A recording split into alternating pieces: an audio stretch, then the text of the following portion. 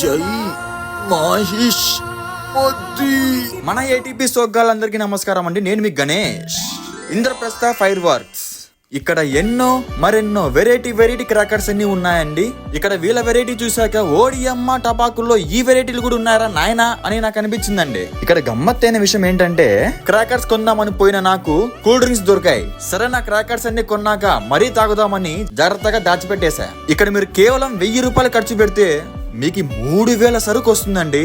ఇక్కడ శివకాశి వసూరు కన్నా తక్కువ రేటులో టపాసులు దొరుకుతున్నాయి. అంటే ఈసారి దీపావళి పండుగ మామూలుగా ఉండదన్నమాట. మరి ఇంకెందుకు లేటు, మీరు కూడా వచ్చేసేయండి. నేను వీడియో స్టార్టింగ్ లో క్రాకర్ లేపు మీకు చూపిద్దామని ఎంతగానో ట్రై చేసింటే దాన్ని మా ఆదిల్ గారు టింగ్ మని లేపు మీకు చూపించేశాడు. అదే క్రాకర్.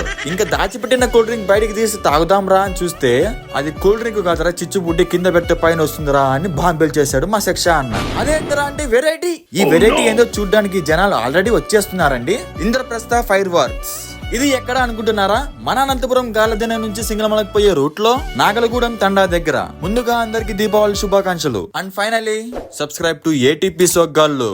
గణేష్.